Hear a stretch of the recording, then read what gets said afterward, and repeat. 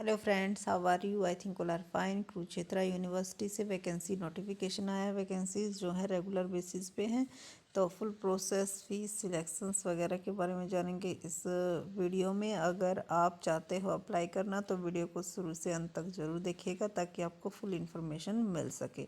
तो चलते हैं कुरुक्षेत्र यूनिवर्सिटी की साइट पर और चेक करते हैं डिटेल इन्फॉर्मेशन। उससे पहले अगर आप हमारे चैनल पर नए हो तो चैनल को सब्सक्राइब करना न भूलें, क्योंकि यहाँ पर आपको मिलेगी पीएचडी एडमिशन रिगार्डिंग और उसके साथ साथ वैकेंसी रिलेटेड अपडेटेड इन्फॉर्मेशंस।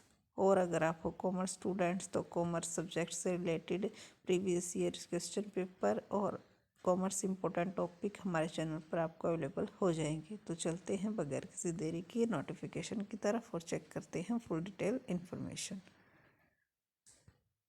इस जो है bulletin of information of recruitment of assistant professors A grade university है। नेक के द्वारा ए नहीं, ए+ यूनिवर्सिटी है और वेबसाइट गिवन है www.kuk.ac.in। अगर आपको कोई प्रॉब्लम रह जाती है तो आप यहाँ से कंफर्म कर सकते हैं।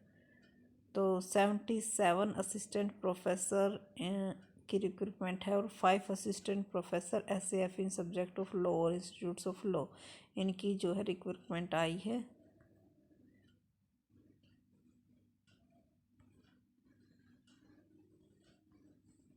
Closing date for submission of online applications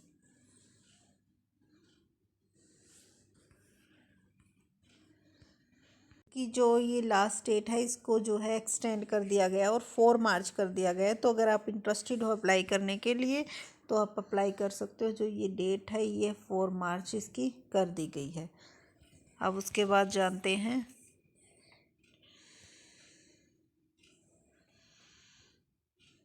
the checking date details university. और बाकी आप जो है यूनिवर्सिटी की साइट पे चेक कर सकते हो। लास्ट डेट इसकी यही है, बाकी सभी सेम है, सिर्फ और सिर्फ लास्ट डेट को एक्सटेंड किया गया है। 77 जो है पोस्ट असिस्टेंट प्रोफेसर्स की हैं।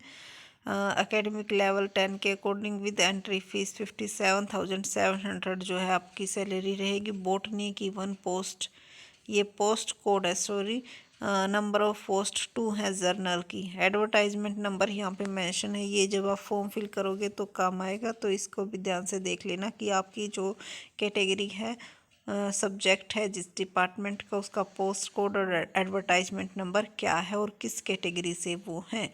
कॉमर्स की आपकी जो है 1 2 3 वैकेंसी हैं और कंप्यूटर साइंस की आप यहाँ पे देख सकते हो 2 वैकेंसी हैं। उसके बाद director of distance education commerce की 1 है, यहाँ पे आपकी 1 है जर्नल में। हिंदी की 1 SC की और इकोनॉमिक्स में 1 जर्नल, एजुकेशंस में 2 SC EWS BCB की 2 वैकेंसी, स्पेशल एजुकेशन जर्नल में 1 ESP 1 जर्नल, इलेक्ट्रॉनिक साइंस में 2 जर्नल की, इंग्लिश में 1 BCA की, फ्रेंच में 1 journal ESM, German 1 journal, Hindi 1 journal, home science 1 SC, biochemistry 1 BCB, botany 1 journal and 1 SC, computer science 1 SC, geography 1 journal, mathematics 2 BCB, music 1 EWS, Punjabi 1 journal PWD, physics 1 journal 1 EWS, political science 1 journal, statistics 1 journal, law में 1 SC 2 journal and 2 EWS, microbiology में 1 journal, Punjabi में 1 EVS 1 BCA 1 journal, philosophy में 1 journal, physical education में 1 BCA and 2 journal, physics में 1 journal, political science में 1 SC and 2 journal, public administration में 1 journal PWD की and 1 SC, Sanskrit में 1 जर्नल एंड 1 EWS PWD की। उसके बाद संस्कृत में 1 SC 2 जर्नल, सोशल वर्क में 1 जर्नल, स्टैटिस्टिक्स एंड OR में 1 EWS की, पेडागोजी ऑफ आर्ट्स में 1 जर्नल की, पेडागोजी ऑफ बायोलॉजिकल साइंस में 1 जर्नल की, पेडागोजी ऑफ इंग्लिश में 1 BCA 1 journal ESM and pedagogy of Hindi में 1 SC की, पेडागोजी ऑफ होम साइंस में 1 BCA ESM, pedagogy of music में 1 SC की, पेडागोजी ऑफ पंजाबी में 1 journal, pedagogy of physical education में 1 SC, health and physical education में 1 EWS, perspective in education में 1 journal, 1 BCA, management में 1 BCA एंड 1 SC। और उसके बाद जो आपके इंस्टीट्यूट्स ऑफ लॉ है इसमें 5 टीचिंग पोस्ट, SFS एज पर रिजर्वेशन पॉलिसी। इसमें आपकी 5 हैं, 2 जर्नल की, 1 BCA की, 1 SC की, 1 EWS की।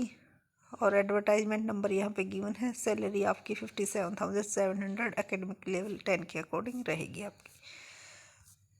उसके बाद जान लेते हैं कि फ़ीस आपकी जो है जर्नल कैटेगरी ESM और ESP लगेगी 2000। अगर आप फीमेल कैटेगरी से बिलोंग करते हो और ओनली हरियाणा की 1000 लगेगी, बाकी 2000 लगेगी। SC BCA EWS Haryana state only 500 और disable person Haryana state only nil रहेगी। तो ये आपकी जो है एप्लीकेशन फ़ीस है। वेबसाइट यहाँ पे गिवन है। एलिजिबिलिटी आपकी क्या होनी चाहिए, सिलेक्शन जो आपका होगा वो एज़ पर जो कमेटी करेगी उसके अकॉर्डिंग आपको लिया जाएगा।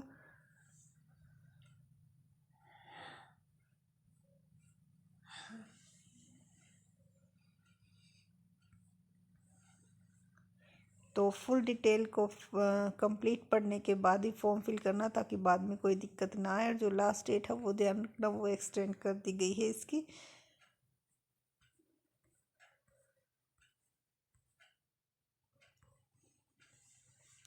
तो 2 दिन का टाइम पीरियड है आपके पास, 3 और 4 इसकी जो लास्ट डेट है। तो अगर आप अप्लाई करना चाहते हो तो आज ही अप्लाई कर देना, क्योंकि फिर साइट जो है बहुत ही ज़्यादा बिजी आने लगती हैं। तो अब इसका API स्कोर और देख लेते हैं कि किस तरह से जो आपका स्कोर है वो काउंट किया जाएगा। ये जो है फुल नोटिफिकेशन है, फॉर्म्स वगैरह है।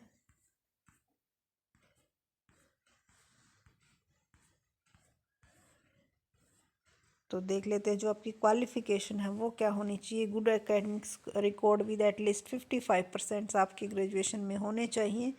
और उसके साथ अगर आप नेट क्वालिफाइड हो, UGC के द्वारा जो कंडक्ट करवाई, या फिर CSI या फिर सिमिलर टेस्ट स्लेट या सेट आपका जो है क्वालिफाइड होना चाहिए।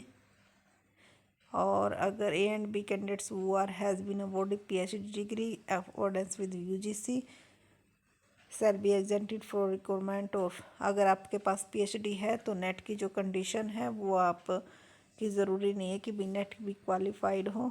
तो अगर आप PhD है तो अप्लाई कर सकते हो, या फिर पोस्ट ग्रेजुएशन प्लस नेट के लिए भी अप्लाई कर सकते हैं। तो 5% का ये रिलैक्सेशन है अदर कास्ट के लिए। और जो PhD डिग्री होल्डर हैं उनके लिए 55 की जगह पे 50% मार्क्स है, तो भी वो फॉर्म फिल कर सकते हैं।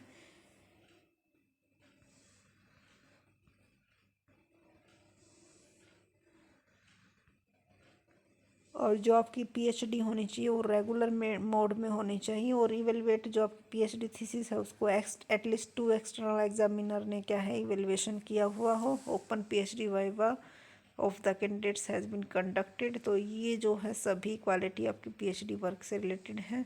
उसके बाद master degree net set slate is concert subject only. तो जिस सब्जेक्ट्स के लिए आप अप्लाई करना चाहते हो उसी सब्जेक्ट्स में आपका जो है नेट सेट या फिर JRF होना चाहिए।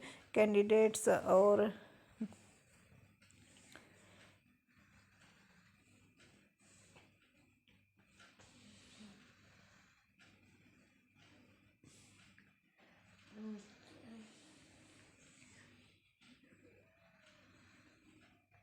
तो good academic score record will not apply at all. Candidates having 55% or above marks in MA, MSc, LB in relevant subject and possessing PhD degrees। उसके बाद अब आपका देख लेते हैं।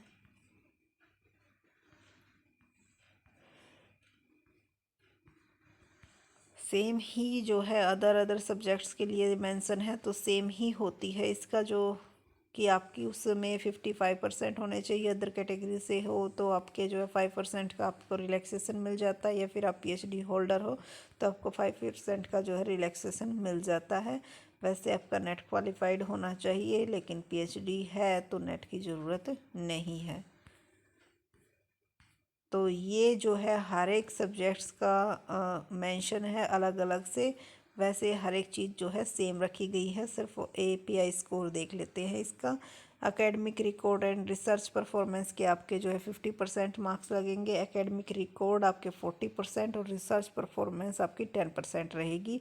Domain knowledge and teaching skill के आपकी 30% लगेंगे। टीचिंग स्किल चेक की जाएगी 5%। डोमेन नॉलेज आपकी 25% और इंटरव्यू जो है आपका वो 20%। यानी कि अगर 100 मार्क्स लिए जाते हैं तो 20 मार्क्स का आपका जो है इंटरव्यू लिया जाएगा। उसके बाद है percentage of marks 70 × 0.2। Maximum marks आपको जो है 6 मिल सकते हैं। अगर आपके 65 मार्क्स परसेंट हैं 12th में, तो ये जैसे इस तरह से इस फॉर्मूले का यूज करते हुए जितने आपके स्कोर हैं वो आप यहाँ पे मेंशन करके मल्टीप्लाई करके चेक कर सकते हो कि आपके कितने आएंगे। और मैक्सिमम जो है ये यहाँ पे मेंशन है 667। इससे ज़्यादा मार्क्स अगर आपके बनते हैं तो नहीं दिए जाएंगे। मैक्सिमम स्कोर इतने ही दिए जाएंगे। एमफिल वाले को 5 दिए जाएंगे। PhD विद नेट है तो 15 दिए जाएंगे।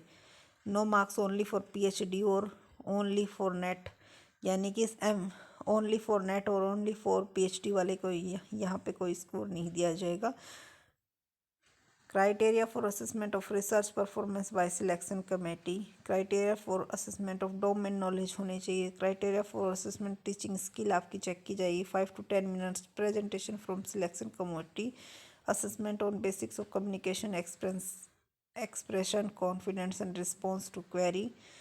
Criteria for assessment during interview तो आपका देखा चेक किया जाएगा कम्युनिकेशन स्किल कैसा है, कॉन्फिडेंस लेवल कितना है, creativity, analytical thinking, quality of response. Top 15 candidates will be short listed against 1 post, additional 5 for every additional post. यानी कि अगर एक पोस्ट है तो टॉप 15 को सिलेक्ट किया जाएगा और अगर 2 है तो एडिशनल 5 यानी कि 20 जो है आपके कैंडिडेट्स शॉर्ट लिस्टेड किए जाएंगे। फिर उनमें से जो है एक बेस्ट को लिया जाएगा।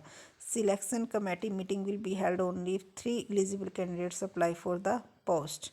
The decision of selection committee shall be final and binding regarding suitability of a candidate for the post may be having merit point will not best to any right to appointment to a candidates। तो ये जो है full information यहाँ पे given है, तो अच्छी तरह से रीड करके फिर बाद में जो है फॉर्म फिल करना, क्योंकि जो फ़ीस होती है वो नॉन रिफंडेबल होती है। और फीस भी यहाँ पर काफ़ी अच्छी मांगी गई है क्योंकि यूनिवर्सिटी जो है काफ़ी अच्छी है, A+ ग्रेड यूनिवर्सिटी है। सो अगर आप एलिजिबल हो तो अप्लाई ज़रूर कीजिएगा। So thank you so much and please share, like and subscribe my channel.